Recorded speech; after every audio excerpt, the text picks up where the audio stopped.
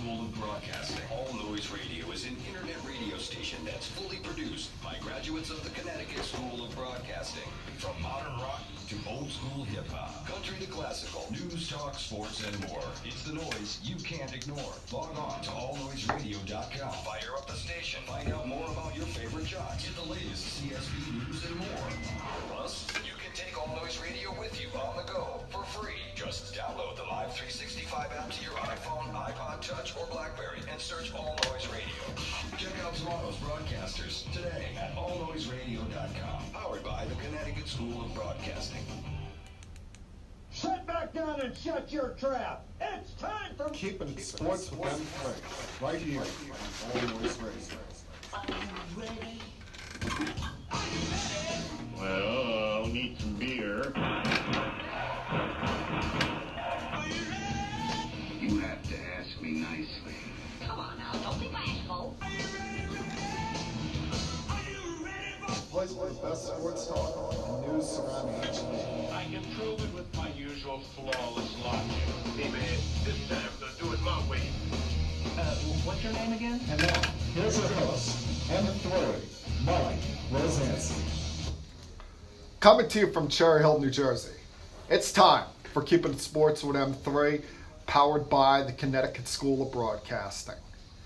Good afternoon, everyone. Hope everything's going well for you on this Monday, the 10th day of June.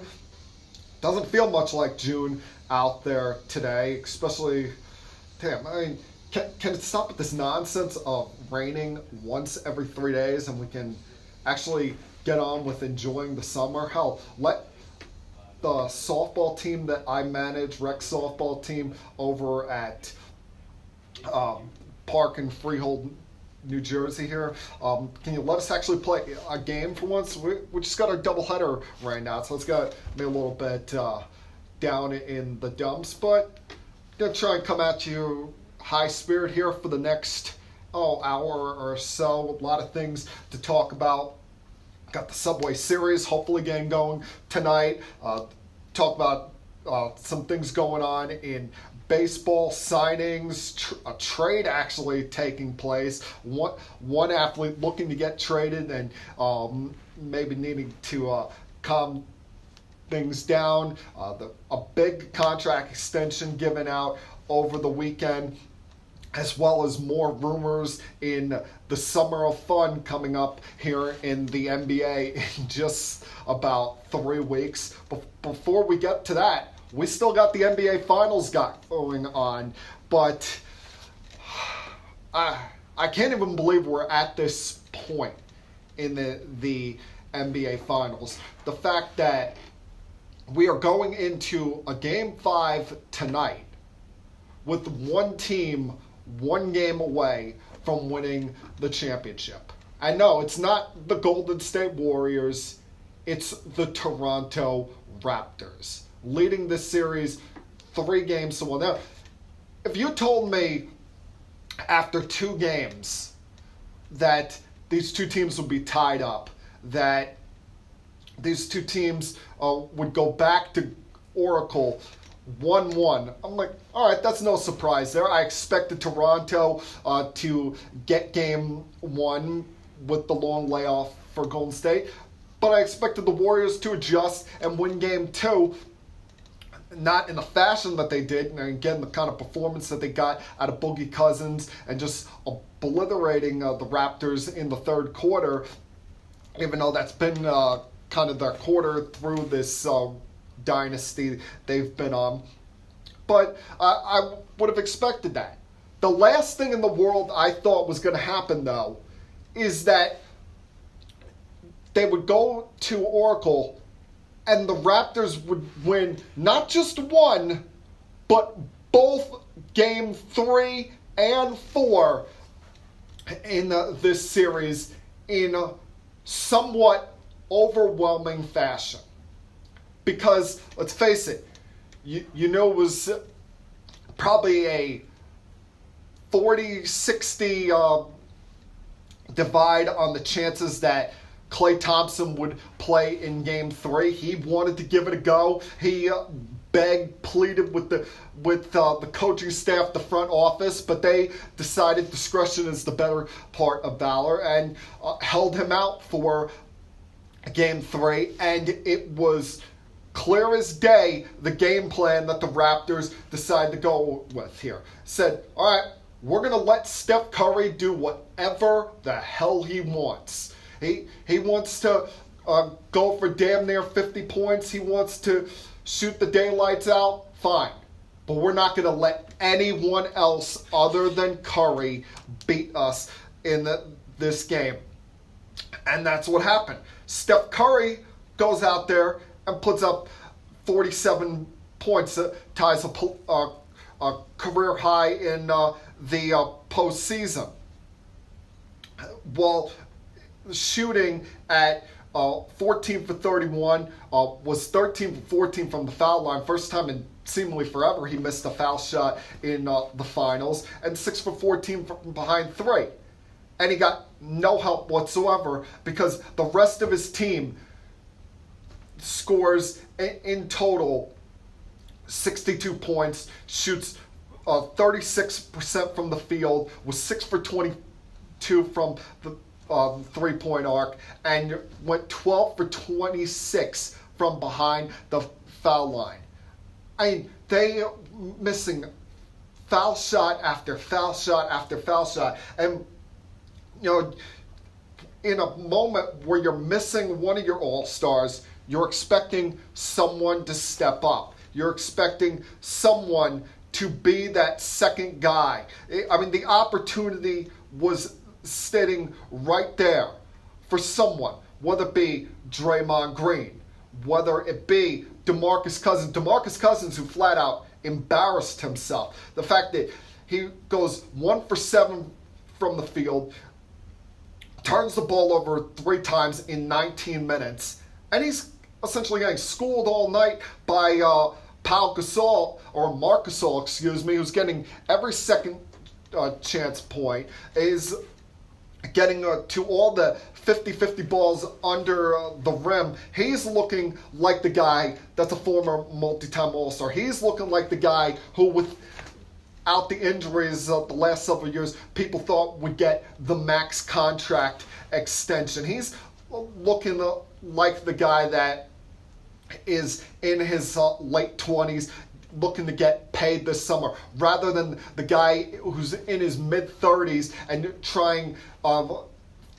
for what looks like his best chance to finally get an NBA Finals ring. I mean, you knew that you were going to get what you were going to get from the stars, from Curry on Golden State's side, from Kawhi on Toronto's side. But what you didn't expect is that it would be so overwhelming as far as what you got from the others, whether it be from Gasol, whether it be Siakam after a disappointing Game 2 rebound nicely with 18 points, or Danny Green finally waking up and going for 6 for 10 from behind the three-point arc. And add in the fact that they won what has typically been the trademark of the Warriors, coming out of the locker room and having the great third quarter. I mean, in these 2 games, they dominated the Warriors in the third quarter, outscoring Golden State 73-52. It was even worse in Game 4, outscoring them 37-21. 21. Usually Golden State is going on like these crazy 21-3 or 21-1 runs in the third quarter. But they only scored 21 points total in the third quarter of Game 4. A Game 4 in which they had Klay Thompson back. A Game 4 in which, Klay and Steph, did not have their prototypical performances. Curry was missing some foul shots late in the game. Thompson, you could see he wasn't favoring the hamstring too much, but wasn't as sharp as normal. And then the fact that you're getting nothing out of the others. And I got my brother texting me during Game 4 wondering, where's Boogie Cousins? He only played about 16 minutes or so. He didn't shoot the ball well again.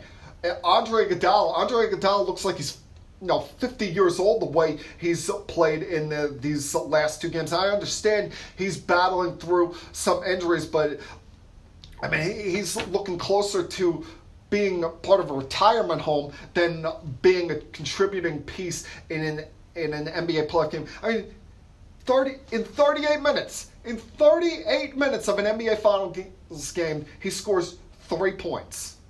I'm just inexcusable when you're getting what you're getting out of, whether it be Gasol being the big hero for the Raptors in Game 3 or in Game 4, Ibaka looking like the Ibaka from his Golden State years, looking like the guy that we so profoundly referred to as Serge Ibaka, getting back to that old way, 6 blocks in Game 3, putting up 20 points in Game 4, contributing with a couple more blocks there as well. And the most important thing is, they're frustrating the Golden State bigs, whether it be the Cousins or Looney, who we didn't think we were going to see again in this series, but somehow, some way he comes back for Game 4,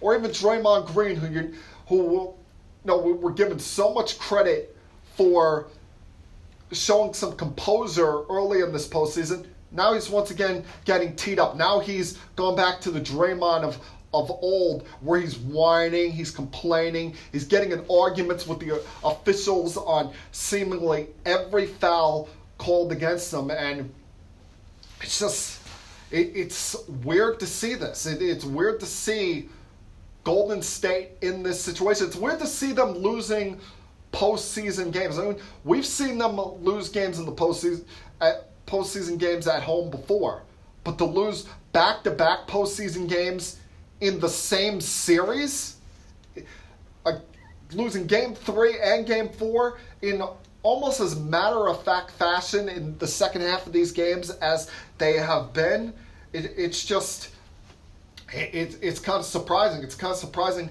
how we've gotten here, how they haven't gotten those unsung hero performances that the Raptors are getting with Ibaka, with Gasol, with Danny Green stepping up in Game 3, Siakam bouncing back from Game 2, whether it be Kyle Lowry and him able to compose himself even after, the garbage that happened in Game 3 with that minority owner of the Warriors shoving him when he fell into the crowd. And the guy's lucky that he got only a 1-year suspension from the NBA and wasn't forced to sell his shares and just barred from NBA games from life. Because you can't have a fan in general putting their hands on a player, but when it's someone who, even the smallest of a minority owner, a financial backer of the organization, doing that, shoving the player just because he falls into the stands trying to get a loose basketball, and that's absolutely ridiculous. I mean, what would happen if Lowry turned around and just sucker punched the guy? I mean, could you really have blamed him? I mean, he's trying to defend himself at this point, and I don't know, it's just ridiculous what we're seeing, but it just adds up to all the frustration that's gone on here for Golden State. And now, once again, over the weekend, you've continuously heard that one question we've been asking for the last month. When are we going to see Kevin Durant? And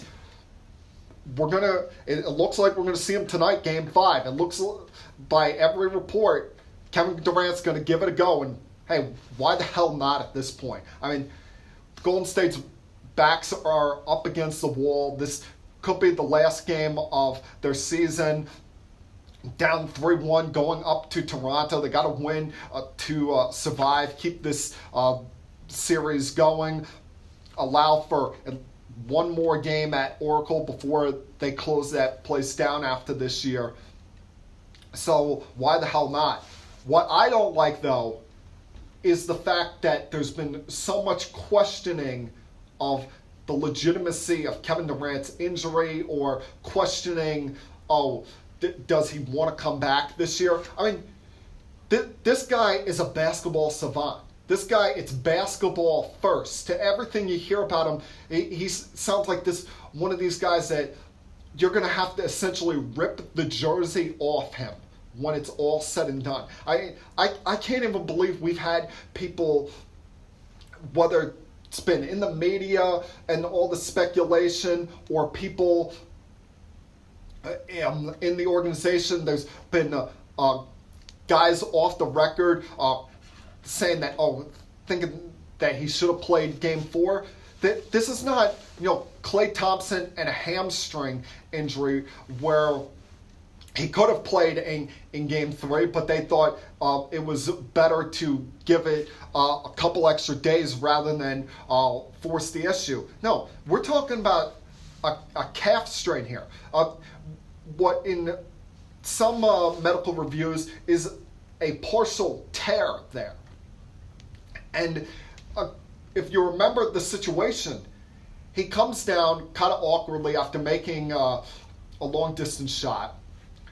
Looks like he's fine, and then after a couple of seconds, all of a sudden looks like he got shot in the back of the leg, and we thought at first was a torn Achilles. I mean, they're lucky that there was even the chance of him being able to come back at all this year, that this wasn't something that came up in the middle to end of the Western Conference Finals or during this series, or then there would have been no time for him to come back. So, as I'm saying here, lucky that he's even playing in this series at all. So, who knows what you're going to get out of him tonight. I would love for him to come out.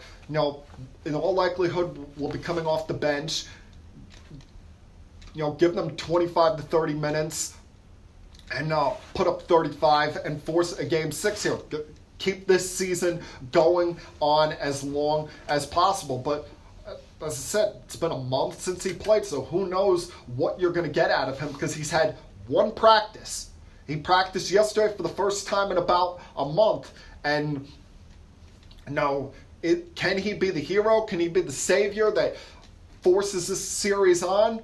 Or is it a fait accompli? Is Toronto just too hot right now? Or too many things going well for them for this not to be their party night, their celebration night, and them winning their first ever NBA championship? So we're gonna find that out. I know that's kind of the cop-out answer there, but with how up and down this postseason has been, up and down this series has been. I mean, you go from one game, Siakam looking like he's the next great superstar in this league, to being passive as hell in Game 2, with at the same time Boogie Cousins coming back and having a phenomenal 28 minutes in that game, to now him looking like a guy that hadn't played basketball in 2 months.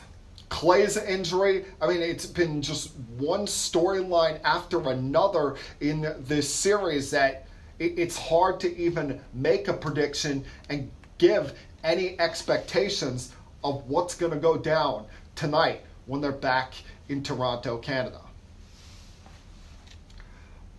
But there's so much more going on than just the NBA Finals. There's a trade that went down in the NBA. There's free agent signings in Major League Baseball. The Subway Series hopefully getting started tonight. So I've got so much more to get to over the next 40, 45 minutes or so here. So I hope you stick with me through that time. So sit back, relax, help put your feet up on the table if there's one sitting in front of you, and continue keeping it sports with M3. waking hours. Shouldn't we be doing something we love? Call Connecticut School of Broadcasting at 1-800-TV-RADIO or log on to gocsb.com.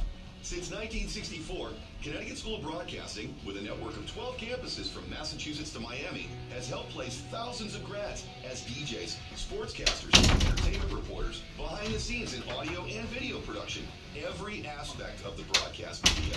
Connecticut School of Broadcasting has trained men and women of all ages and backgrounds in a matter of months, not years. Learn by doing from area radio and TV pros. Call 1-800-TV-RADIO or log on to gocsb.com. Remember, it's never too late to love what you do. Day and evening classes begin soon.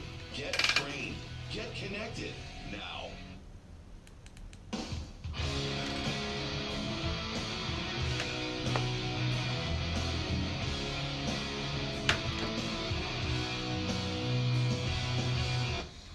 Welcome back to Keeping Sports with M3. I hope you're all enjoying your Monday afternoons. Quick reminder for you to tell your friends who may not be aware of this podcast about the places where you can find it each and every single week. On Facebook.com/Keeping Sports with M3. That's the official fan-created page for the podcast. You go there, click the like button or follow button, whatever it may be, and you'll get alerted every time I post something on there, whether it be a weekly edition of this podcast or predictions for playoffs, whether it be NBA, MLB, NFL, preseason predictions in those three major sports, as well as, if you're watching live on Facebook right now, I will post the live version of that, the video version, I guess, if you want to call it that, on there as well. Just, hey, as I said, tell your friends about it. They don't have to be my friend on Facebook or any social media. Just go there, follow it. I'm trying to build up the following for this podcast because, hey, the more people that know about it, you never know who could be listening and who could, in the long run, help me get that big break that I've always been dying for. As well as you can find the link to this podcast on either my own personal Twitter page at M3Rosansky or the Twitter account that I've set up for the podcast at Keeping It Sports. Unfortunately, Twitter does not allow more than 15 characters in a Twitter handle, so I had to keep it to at Keeping It Sports. You can also watch the live video every week on the YouTube channel I've set up. Very easy. Keeping Sports with M3. Find that there. You will be able to watch the video version each and every week of me recording the podcast. If you feel like staring at me for an hour and 10 minutes of rambling, ranting on about whatever may be on my mind in the world of sports. So that's where you can find each version of the podcast, whether it be the audio version or the video version each week. Tell your friends about it, where they can find that, and let's build up the following as big as we can for this podcast, please. I thought the best piece of news that I saw this week as far as the sports world is concerned came with something going on off the field. And that was last Monday afternoon when it was announced after 7 weeks away, Ron Darling was returning to the SMY announce booth to be part of the Mets broadcasts once again. Listen, this is coming from a Yankee fan here who, no matter where the two teams are playing, Yankee Stadium or Citi Field, will always watch the Yes broadcast, but it's a no contest. When it comes to the two television networks, Ron Darling is the best analyst on either channel. I mean, Keefe's pretty good in what he says for the Mets. You have Paul O'Neill, Ken Singleton, John Flaherty for the Yankees. They've even started to mix in some other new people like David Wells and Jeff Nelson during this season. But there's no one as good as Ron Darling. It's always kept professional. You always get an honest, real opinion analysis from him. Hell, he even is part of playoff broadcasts on TBS, is occasionally an in-studio analyst on MLB Network. So I thought that was great news to hear that the thyroid cancer he's been battling for the last about month and a half, 2 months here has been stabilized, especially after removing that mass on his chest, the surgery he had back in mid-April. So it was really good to see Ron back in the booth there. And hey, that good piece of news, maybe it brought the Mets some good luck on the field, because they had a very successful homestand here at a time when they've been playing much better at home.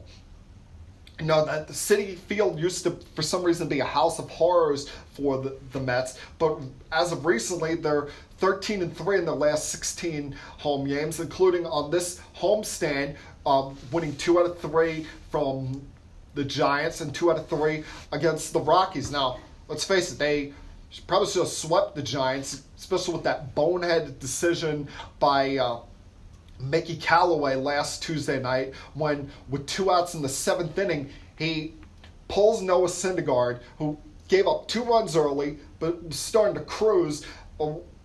He wasn't at an insane level as far as pitch count goes. I think it was, 102, 103, something like that. And you have Evan Longoria coming up. This is not, Tampa Bay Devil Rays Evan Longoria. Evan Longoria with the Giants has been mediocre at best. And you pull him for Seth Lugo, who is probably your best option out of that bullpen. But even he, every once in a while, is going to have a bad outing, and allowed the tying run to score in that inning. You're lucky it wasn't more than that with a throw out at home plate. And from there, once it got tied, and the Mets weren't able to do anything against the Giants bullpen, you knew it was only a matter of time in that game before the Giants found someone in the Met bullpen to just tear apart. And it happened to be Robert Gsellman, who, let's face it, you want to look at one of the biggest issues of all of the problems Mickey Callaway has had in his first year and 2+ months as Mets manager. It's been managing a bullpen, especially in the case of Robert Gsellman, who he's abused this guy. He has ran this guy roughshod, especially when prior to that game, Gsellman had worked, 4 of the previous 5 games, or 5 of the previous 6 games, including a couple of instances where he pitched more than 1 inning on back-to-back nights. The guy was running on fumes, so you had to expect at some point he was gonna blow up and let one out of the barn there and cost the Mets dearly.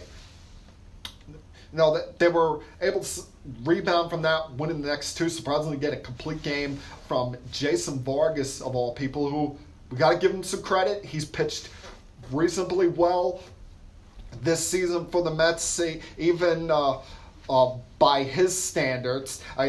His last 2 times out, 7 innings, 1 run against the Dodgers in LA, and then last week a complete game shutout in which he was allowed to throw 116 pitches. I didn't even realize pitchers were allowed to throw that many pitches anymore, considering how babied they are these days. But it helped the Mets get along in what was a very good homestand for them before they move over to the Bronx and play the Yankees 4-2. Hopefully, start tonight. I say hopefully because a lot of that is weather permitting, with the fact that there is rain in the forecast. I'm looking at the weather as far as New York, and it's 60% 7 o'clock, 70% at 8 o'clock.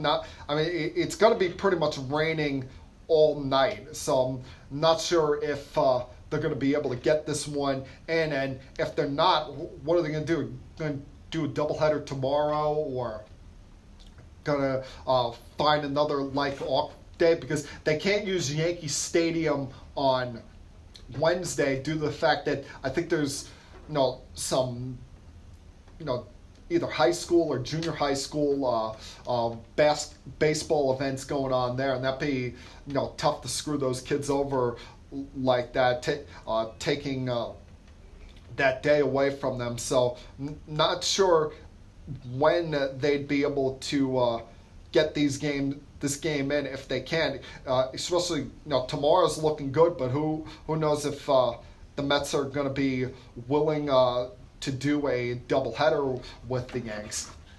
Yanks going through a little bit of a struggle right now, which you had to expect there was going to be a slump somewhere along the line.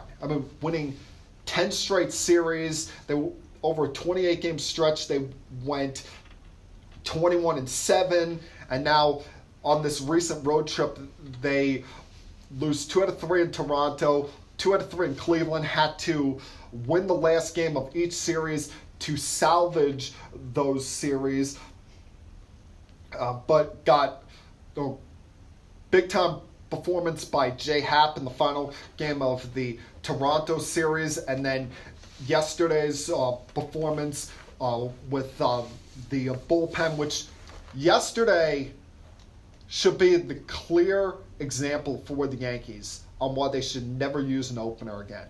And the only reason that they used the opener in the first place is not because of an injury, not because of the fact that they lost another pitcher to injury with Domingo Germán going on the IL yesterday morning. No, it's because of the fact that Tanaka had to come back to New York.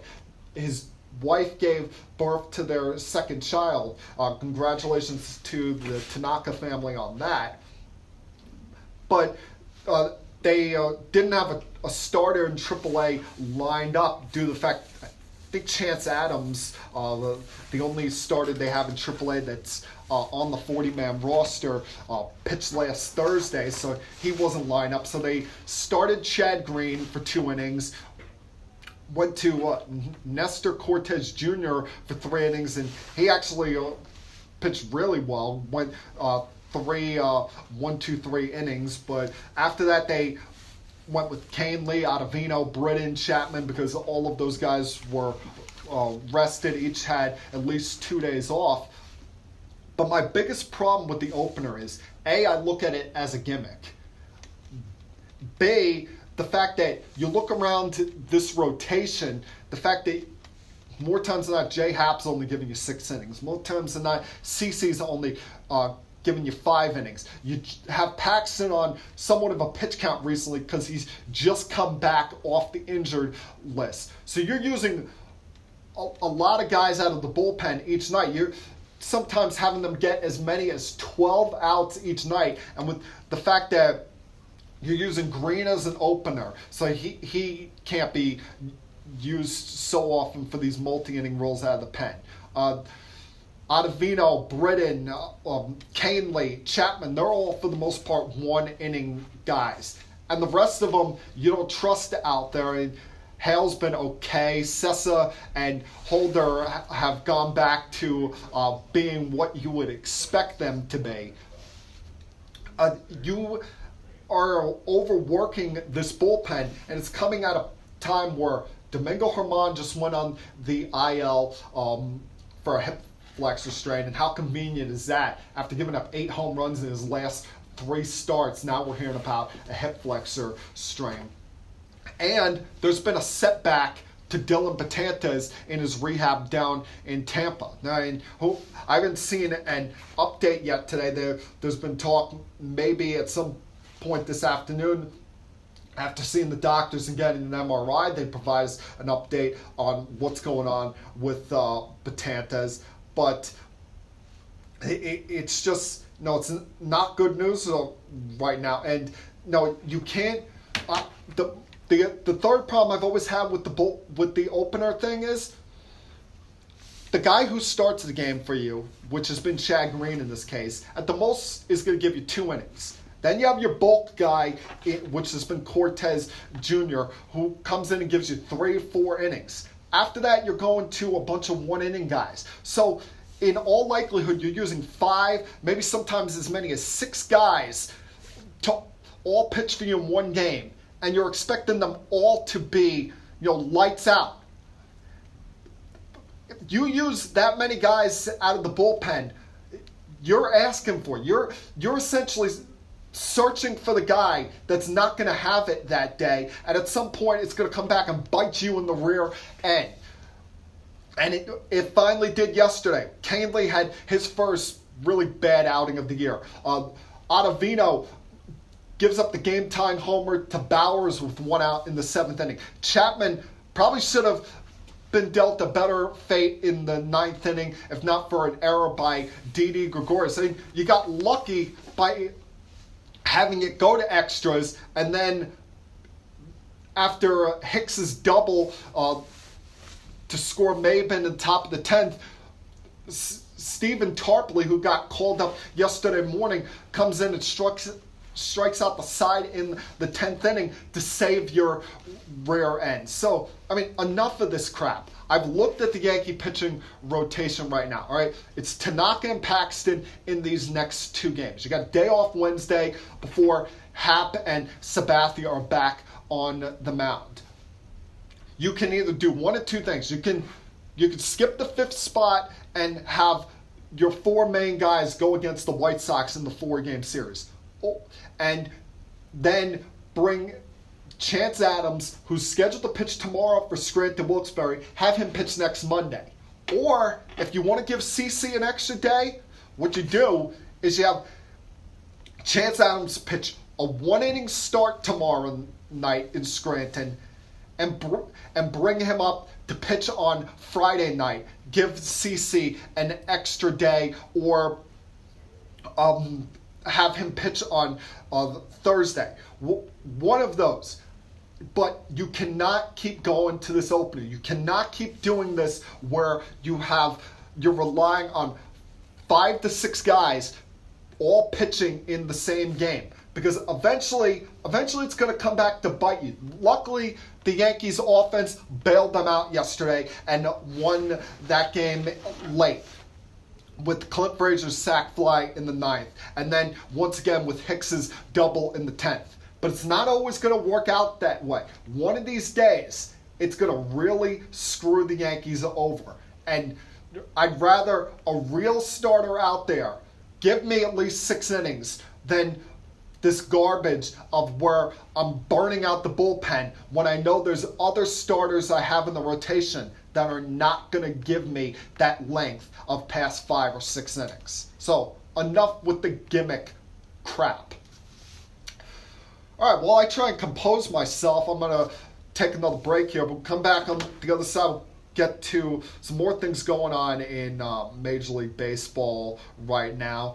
Continue keeping the sports with M3. School of Broadcasting has helped place thousands of people, just like you, in exciting careers in radio, television, and the new media. At Connecticut School of Broadcasting, our hands-on approach is different. It's designed to have you spend less time in the classroom and more time in the studios. From the first day, you'll work with state-of-the-art equipment. Learn by doing from our team of industry professionals who come from their studios to ours. The best part about it, you'll learn it all in a matter of months, not years. Connecticut School of Broadcasting has a network of 12 campuses, from Massachusetts to Miami. Remember, it's never too late to love what you do. So do what I did. Call 1-800-TV-RADIO. Step into the fast-paced world of the broadcast media. Day and evening classes begin soon. Connecticut School of Broadcasting. Get trained and get connected now. Call 1-800-TV-RADIO or log on to GoCSB.com.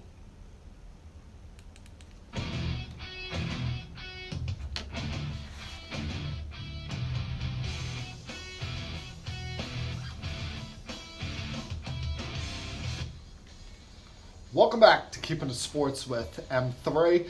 Hope you're all enjoying your Monday afternoons. Glad you could be continuing on with me in this week's podcast.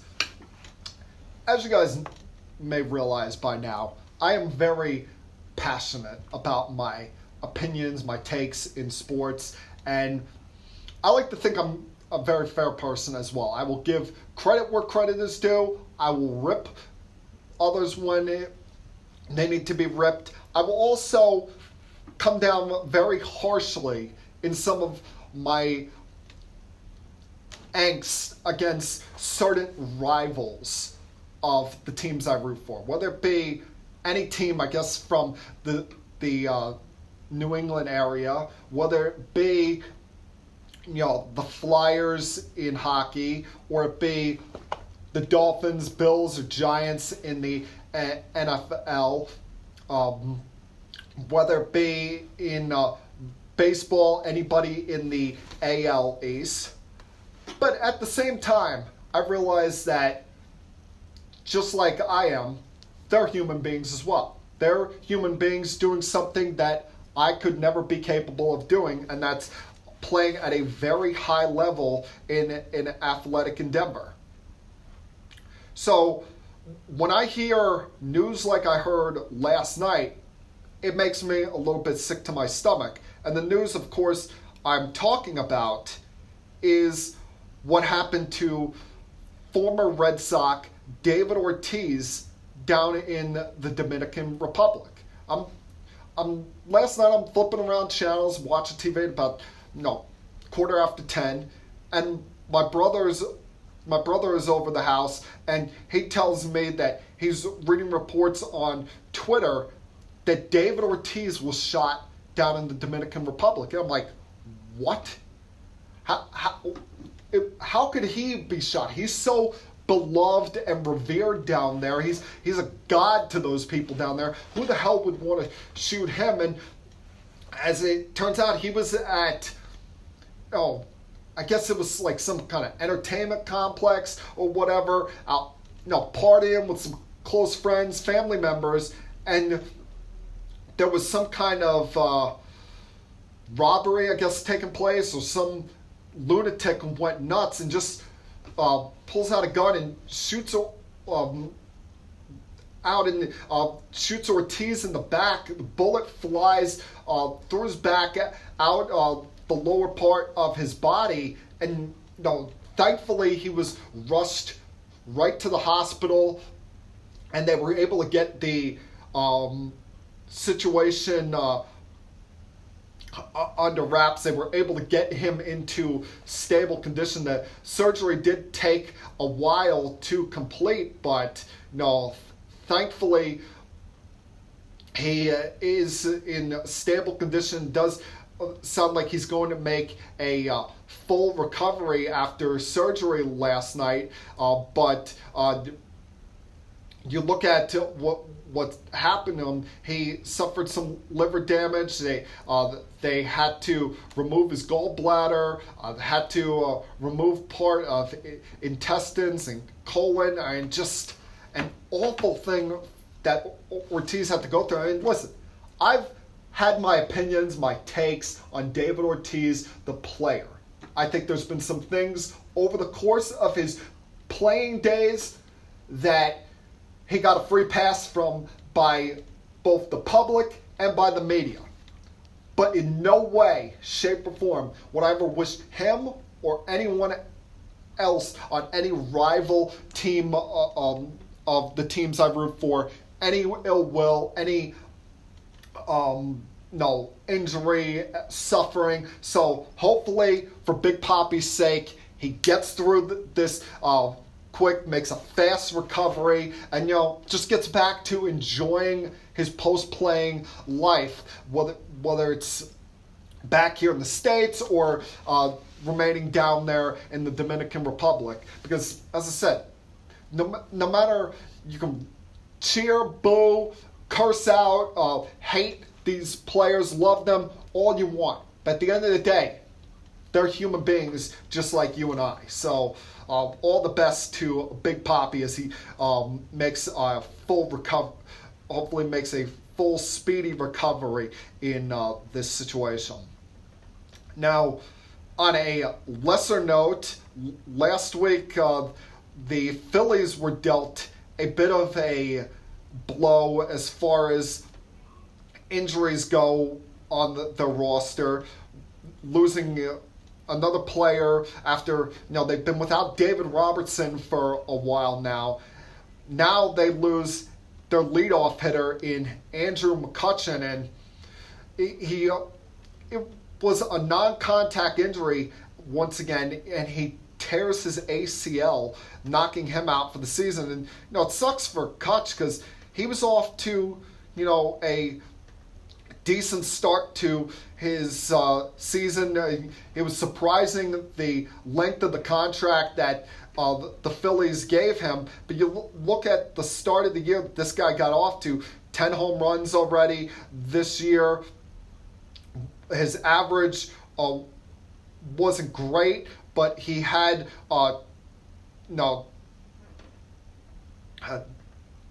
43 walks. He drove in 29 runs out of the leadoff spot, an on base of 378, slugging over 450. So he was doing a pretty good job for them.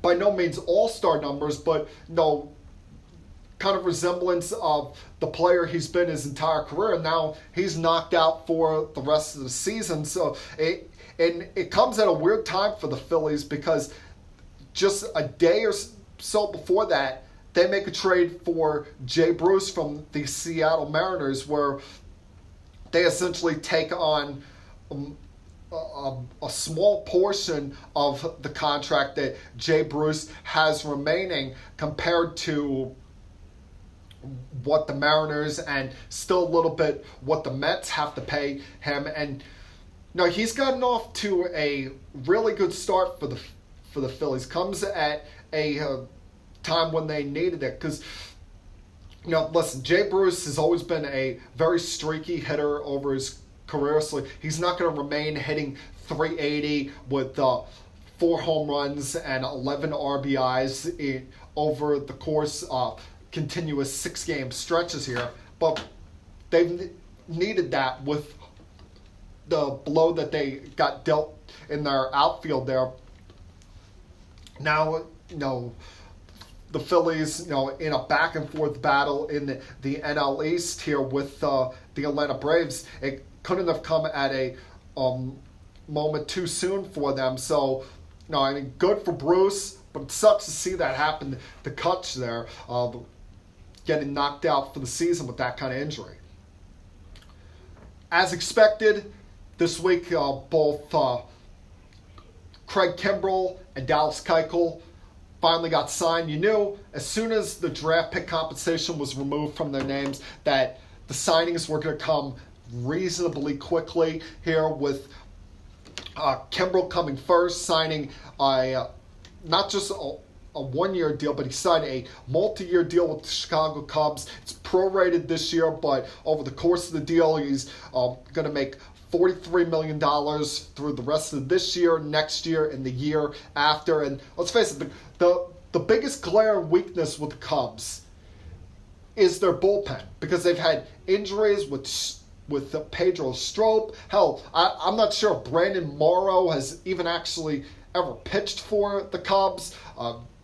Carl Edwards Jr., a young guy that they've always been waiting to take that next step, has struggled this year. And their best relief pitcher has been a guy by the name of Steve Cishek. So they needed some stability at the back of that bullpen for a club that has all the ingredients, all the makings of being a championship club there. So it's only...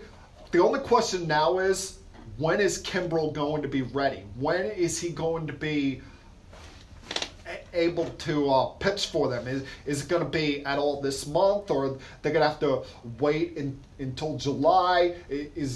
Can he be ready in the next 2 weeks? I mean, how much build-up does he have to go through? I know he pitched the bullpen over the session over the weekend, but now has moved down to extended spring training for the Cubs. So the only question there is, when can he be ready? And the same goes for Dallas Keuchel, who signed a one-year deal with the Atlanta Braves for $13 million for the remainder of this season. How long before he can be ready? He was supposed to pitch a minor league game on Saturday, but that got rained out. Now he's going to be pitching game in the Sally League against, I believe it's the Yankees single A team tomorrow night. So how soon can the Braves be expecting the services of Dallas Keuchel? Because I don't care how many bullpen sessions or simulated games he pitched at his local high school. We've seen so many times with these guys when they don't go through a real spring training, whether it be with Trevor Rosenthal a year ago or Lance Lynn last year. These guys who sign late will struggle out of the box when they're just put through a simple minor league rehab assignment. I mean, the Braves, they needed the starting pitcher, considering all the young guys that they have in the rotation. They needed a little more stability there as far as a veteran who can give them innings. And I don't think he's going to be the guy that won the Cy Young 4 years ago, but he's still very good. And surprising that even his old team, the Astros, didn't take a shot on him for a one-year deal, especially when you know he's going to be motivated to get back out on the free agent market this coming off season, where there'll be no qualifying offer attached to him. A little bit surprising there. I mean, people bring up the Yankees as far as a team that should have gone after him, especially with the injuries they've had in their rotation, even now with Herman and what they lack as far as length that they're getting from Sabathia and Happ. But I think the Yankees are going to be even more of a big game hunting, looking for that ace in case Luis Severino does not come back. And that they're hoping to get two pitchers in July: the return of Severino and whoever they can trade for on the trade market. So now I'm okay with them passing up on Keuchel. I'm a little bit surprised teams like the Rays and the Twins, who could have used another starter in their rotation a little more, even with especially the Rays, who 3 out of every 5 days are still going with this opener nonsense. Could have used a more definitive guy pitching for them once every 5 days. Now, as I mentioned, the Yankees are going to be big game hunting as far as aces or starting pitchers are concerned. And in my mind, there's going to be no one out there more high profile than Madison Bumgarner, because I don't think the Nationals are going to make Max Scherzer available. I don't think the Mets would ever make a trade with the Yankees. I think they'd rather fake like they're still in it than make a trade with the Yankees and get something from them. And I don't quite trust Marcus Stroman as that definitive guy. I think he's a good number 2 or 3 starter, but I don't look at him as that game-changing ace-type pitcher. But the problem I'm starting to see with Bumgarner, it's the only issue that I have with him, is he's a little too thin-skinned. He's keeps getting in these altercations, should we say. Because yesterday you have a situation where he pitches a beautiful game against the Los Angeles Dodgers at home. Gives up 1 run over 7 innings, only threw 86 pitches. Understandable, because they're trying to protect him with the fact they know they're going to trade him at the deadline, and the Giants are just god-awful. But the 1 run he gave up was a home run earlier in the game to Max Muncy. And he's getting in a shouting matchup with Muncy, because Muncy hits it beyond the right field stands. In fact, I believe he headed into the bay behind the stadium. And Muncy is slow. His first couple steps out of the box is staring at, kind of gives a little bit of a bat flip, and Bumgarner's yelling at him, telling him around the bases. Muncy's yelling back out at him.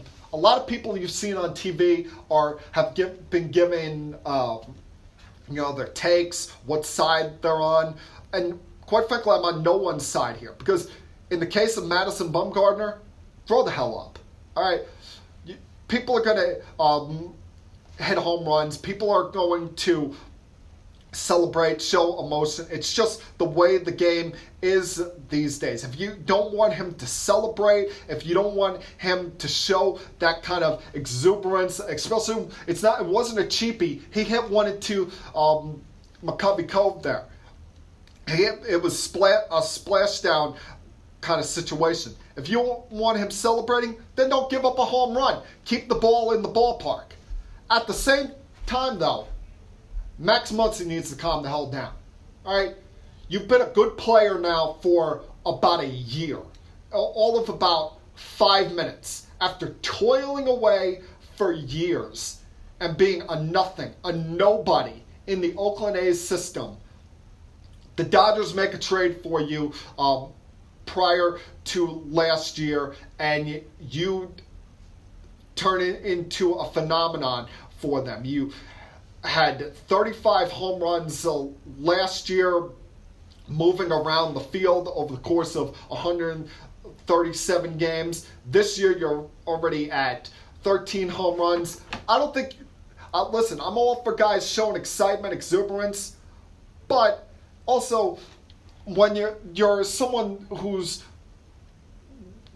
essentially a rags to riches kind of guy who was a nothing, and then all of a sudden comes out of nowhere and turns yourself into a borderline all-star, maybe you want to calm it down for a little while. Maybe once you're a multi-time all-star, you've been in the league for more than just a cup of coffee, then you can go over the top. Then maybe you can borderline show up the pitcher. Not when you're a guy who it took you 6 years in the minor leagues to finally stick in the majors. Not when you're a guy who's a late bloomer and, as I said, has been a good player now for all of about 5 minutes. All right, so let's calm down. Both Muncy and Bumgarner. Bumgarner needs to grow the hell up, and Muncy, act like you've been there before until you start making some all-star appearances, until you actually win something in your career.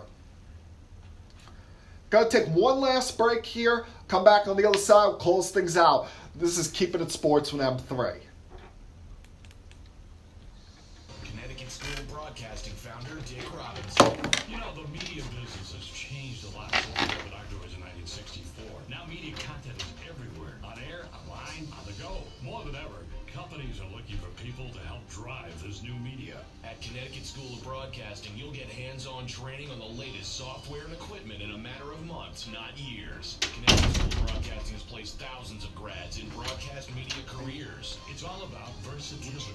You see, at a radio station, if you also know how to shoot, edit, and post videos, you become a pretty hot commodity. That's a training you get at Connecticut School of Broadcasting. Connecticut School of Broadcasting, with locations up and down the East Coast, from Massachusetts to Miami. Call 1-800-TV-RADIO or log on to GoCSB.com. Connecticut School of Broadcasting, the nation's oldest and largest group of broadcast media schools, redefining training in radio, TV, and new media.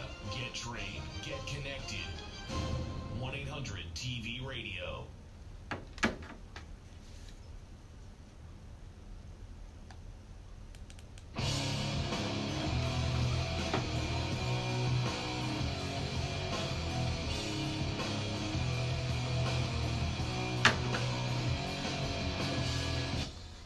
Welcome back to Keeping It Sports with M3. Glad you could all once again be joining me on the podcast this week.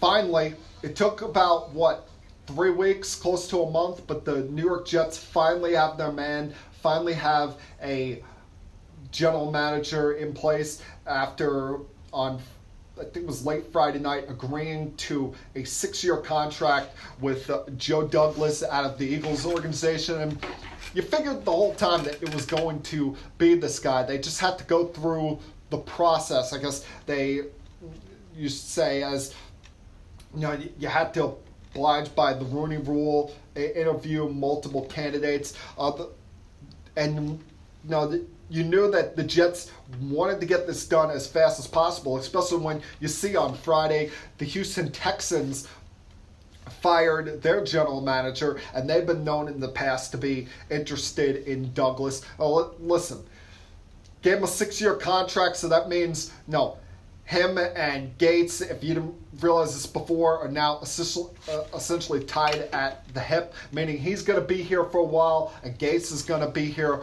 for a while.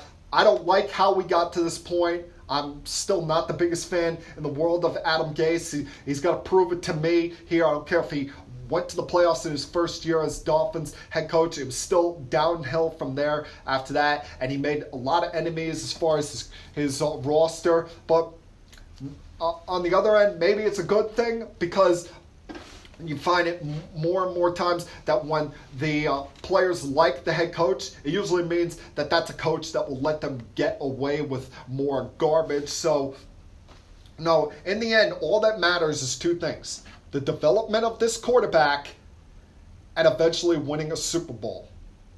Let's see how long it will take to get both of those complete. And if they do, they will be heavily praised for it. If they don't, they'll be heavily criticized for it. And in another 4 years, we'll be looking for another general manager and head coach.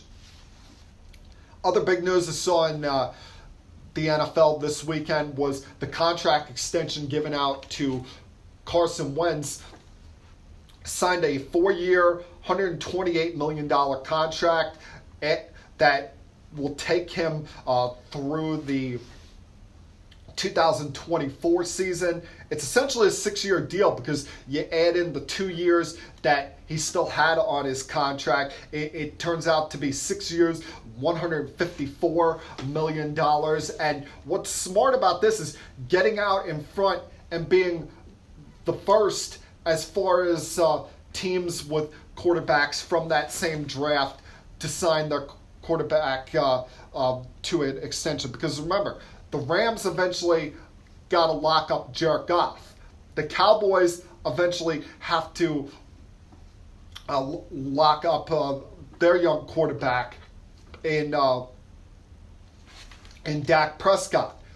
So you get yours done quick. Now that ups the price that the Cowboys and the Rams have to pay, and cuts away from salary cap that they can use on other players. So it's a big win there. Be interesting to see when we look back at the 2008 draft class, the crew of Josh Allen, Sam Darnold, Josh Rosen, Baker Mayfield, Lamar Jackson.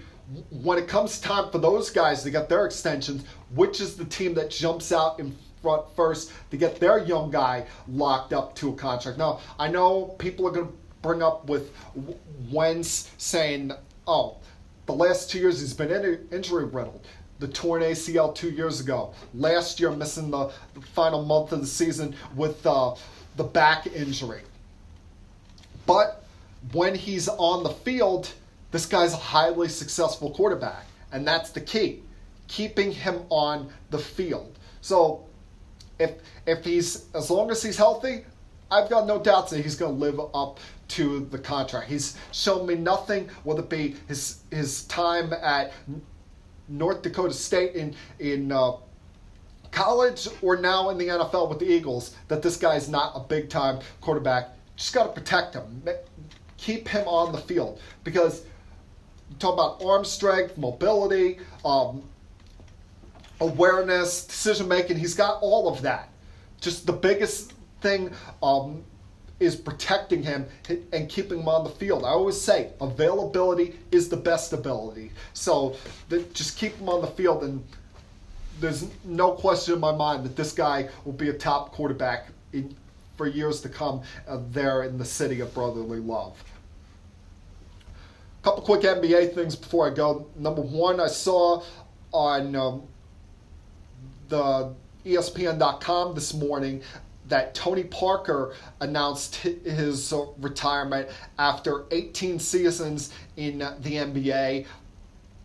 I kind of only look at it as 17 seasons because I forgot he even played this year. Forgot that he played for the Hornets this year. And in playing for the Hornets, it ended his streak.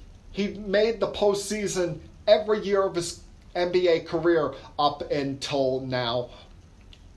Those first 17 years, of course, with the San Antonio Spurs, where he was a 6-time All-Star, 4-time NBA champion. And in a lot of ways, this guy was underrated because he wasn't flashy. He wasn't, the highlight reel player that we saw from a lot of other point guards in the league. He was just, you knew what you were going to get from him. It was solid output every night. Came up clutch in the big spot. Was the leader of a run of excellence in San Antonio, unlike we've ever seen. Because every organization has that, blip in the radar, that year here and there where they miss the playoffs. But for over 20 straight years, in a league where it seems like everybody makes the playoffs, where it seems like it's hard to miss the postseason, for the Spurs to not just make the playoffs but be a top 4 team seemingly every year and have a shot at winning the title every year. And I give him and them a lot of credit. And this is a guy that, I know we said this a lot recently, but he's going to be a Hall of Famer. You don't think of him as a Hall of Famer because, as I said, he wasn't flashy in what he did and wasn't a dominant player. But you look at his consistency, his contribution to 4 championship wins, probably should have been 5 if they would have called a travel there on Ray Allen in the 2013 finals. But I'd be really surprised if 5 years from now we're not talking about this guy going into the Basketball Hall of Fame. The other news is the trade that went down on Thursday night between the Nets and the Hawks. I knew the Nets were going to try and trade Alan Crabb, but I didn't expect something like this to come along this quickly. They trade Alan Crabb along with their own first-round pick number 17 in this year's draft coming up a week from Thursday, and a protected first-round draft pick that's lottery protected. Who knew you could do that, Billy King? For 2020 to the Hawks for forward Taurean Prince and a second-round draft pick in 2021. Listen, this trade is less about getting Taurean Prince and more about getting the contract of Alan Crabb off the books, because now the Nets, there's the road for them to have not just 1 but 2 max contracts in this year's free agent class. And that's important because I know, just like myself, a lot of you have heard the rumblings over the last week. The writing seems to be on the wall. I know nothing is guaranteed until it happens, but it almost feels like a fait accompli that Kyrie Irving is going to become a Brooklyn Net. Now, I don't love Kyrie Irving as a player or a person, and he's a little too brittle for my liking, and I don't like what he can bring to a locker room. Can be somewhat of a locker room, I don't want to say cancer, but a divider at times with his attitude, especially when you have a young locker room. But you can't deny the talent that he is as a player. And if you're bringing in Kyrie Irving, he's likely not coming alone. That he's likely the second piece to a bigger fish. I mean, does Sean Marks know something that we don't know? Does he have readings, messages amongst his inner circles that there's someone else coming, someone along the lines of a Kawhi Leonard, who I think is more likely than not to stay in Toronto, or even a Kevin Durant, who we've heard almost all year that wherever Kevin Durant goes, likely Kyrie Irving is going to be following him. And I don't want to, get my hopes up there. I would love for 3 weeks from now to be celebrating that Kevin Durant is signing with the Brooklyn Nets, and in all likelihood, that would mean Kyrie Irving comes with them. If that situation plays out, that means the Nets renounce the rights to D'Angelo Russell, let him go as a free agent, would suck. Because in my perfect world, I would rather, if they can't get Kevin Durant, I would rather re-sign D'Angelo Russell and sign someone like Tobias Harris, who I think with Russell still here would be a better fit with this squad than Kyrie Irving, give them that stretch four that they don't have, and has been a biggest need for them for a while now. Then bring in Kyrie Irving and have him and D'Angelo Russell try to coexist. And my perfect world would be sign KD and then re-sign D'Angelo Russell, but that doesn't sound like it is a possibility. It sounds like wherever KD goes, he's going to want a tag team partner with him, whether he comes to New York and brings Kyrie Irving with him, or he goes to the Clippers and potentially brings Kawhi Leonard with him, or brings Tobias Harris back with him to California. But no, if you're a Net fan, it's hard not to get giddy. It's hard not to dream and get excited about this, about potential big-time players coming to your organization. I mean, it does stink that it would cost, in all likelihood, D'Angelo Russell being here, but it also would be sweet because it would be rubbing salt in the wound, because not just would you be getting those players, but the New York Knicks wouldn't be getting those players. And it felt like for the last 6 months it's been treated as a fait accompli that the Knicks would get Durant and Irving. Imagine if next year they're in New York, but they're playing in Brooklyn. They're playing at the Barclays Center for 41 nights a year, and the Knicks are left high and dry. I mean, that would be even more so than LeBron not signing with the Knicks in the summer of 2010 or summer of 2014. That would be an even more bitter pill for any Knicks fan to swallow. They don't get the first pick, and then they don't get either Durant or Irving, and with that are unable to as well trade for Anthony Davis. Meanwhile, across the bridge in Brooklyn, they got to watch 82 games a year of Durant and Irving. I'm not saying it's going to happen, but at least as a Net fan, it's something that's fun to dream about. And that, my friends, is Keeping It Sports with M3 for Monday, June 10th, 2019. Everyone, enjoy the rest of your night, enjoy the rest of your week, and I'll talk to you guys again, same time next Monday. Peace.